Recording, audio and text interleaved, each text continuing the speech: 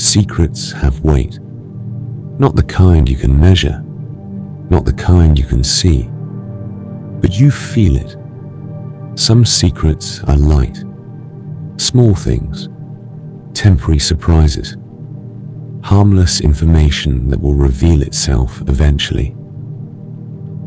But others press down on you, not violently, but quietly, like carrying something fragile that you're afraid to set down, but equally afraid to hold.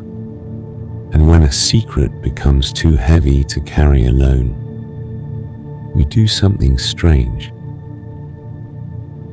We look for someone else, not to solve it, just to know, as if sharing the weight somehow makes it lighter.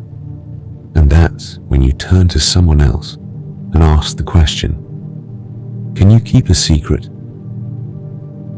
5 words. But if you listen closely, something else is happening beneath the surface. Because when someone asks you that question, they already know your answer. You will say yes. Almost everyone does. The real question isn't whether you can keep it. The real question is whether they can. The moment you decide to share a secret, you lose control of it. Not completely, not immediately, but slowly. Because once it lives in someone else's mind, it's no longer just yours. It becomes theirs too. And you can't control what they do with it, how they think about it, whether they carry it differently than you do. You can't predict how heavy it will feel to them. You won't know until it's too late. So the real question isn't, can you keep a secret? The real question is, do I trust you with this weight? And trust isn't something you ask for. It's something you feel or don't. There's a strange irony in secrets. We share them to feel less alone. But the moment we do, we create a new kind of loneliness. Because now we're waiting to see if they'll keep it. Waiting to see if it changes how they see us.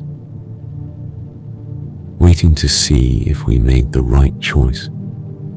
And that waiting is its own weight. I've seen it happen. Someone shares something painful, something private, and the person they tell says, I won't tell anyone. And they mean it. But meaning it isn't the same as doing it, because secrets don't always leak intentionally. Sometimes they slip out in a moment of anger, in a conversation that felt safe, and suddenly the thing you trusted one person with is no longer between just the two of you. It has traveled, and you can't bring it back. Here's what most people don't say. When someone asks, can you keep a secret? They're not just asking you to stay silent. They're asking you to hold something for them, something they couldn't hold alone. And that's a responsibility.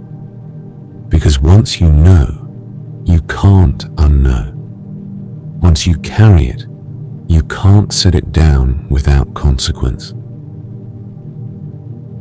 And if you break that trust, even unintentionally, you don't just lose their secret, you lose something harder to rebuild. So maybe the question shouldn't be, can you keep a secret? Maybe it should be, am I ready to trust you with this? Because the answer to that question doesn't come from them. It comes from you, from how they've shown up before, from how they listen, from how they handle their own fragile things. You don't need them to promise. You need to feel certain. And if you don't, then maybe the secret isn't ready to be shared yet. Or maybe they're not the right person to share it with. And that's okay. I think about this sometimes. The secrets I've kept, the secrets I've shared. The ones that felt lighter once spoken. The ones that felt heavier. And I realize trust isn't built in the asking. It's built in the silence that comes after. In whether they remember. In whether they protect it.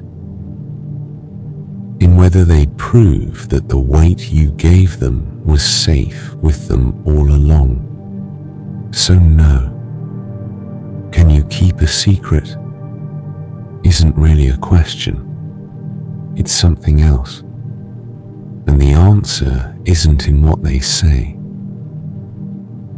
It's in what they do when no one else is watching. And you already know the answer.